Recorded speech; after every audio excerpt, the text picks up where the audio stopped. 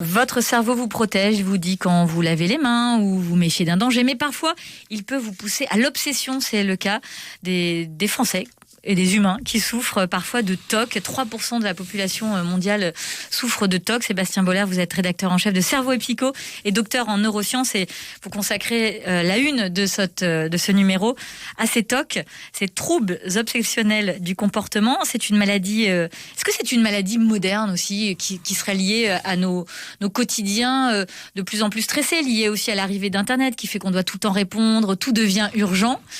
Plus le Covid. Bon, bref, on est un peu au bout du rouleau quand même, faut le dire. Ouais. Alors, c'est difficile de répondre à cette réponse parce que de répondre à cette question. Vous avez le droit de ne pas y répondre.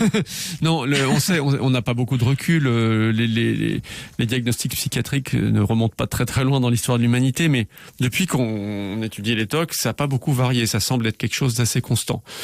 Donc, il y a une fragilité de l'être humain par rapport à ce trouble-là.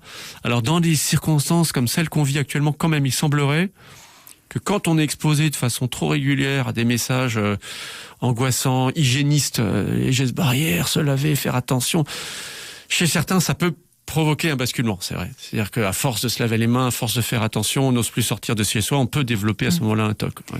Vous disiez tout à l'heure qu'il existe plusieurs solutions pour se libérer de ces TOC. Il y a les thérapies cognitives et les médicaments. On commence par quoi, docteur? Alors là, moi, non, là, je ne saurais pas poser une prescription générale. Quel genre de médicaments, par exemple? Les deux existent. Pour les médicaments, ce qui marche, c'est les inhibiteurs de la recapture de sérotonine. C'est des médicaments qui permettent d'augmenter la concentration d'un neurotransmetteur dans le cerveau qui est la sérotonine, oui, et qui permet justement une meilleure communication entre les parties du cerveau qui s'adaptent et celles qui sont un peu automatiques. Voilà. Donc ça, c'est les seuls médicaments qui marchent bien dans le TOC. Et ce qui est quand même très indiqué, c'est les thérapies cognitivo-comportementales. Mais ça veut dire que quand même un médecin, quand il veut soulager, il va te donner ces médicaments-là. Selon le cas. Hein, oui, voilà. Selon les cas, bien sûr. C'est vers ça qu'il va s'orienter.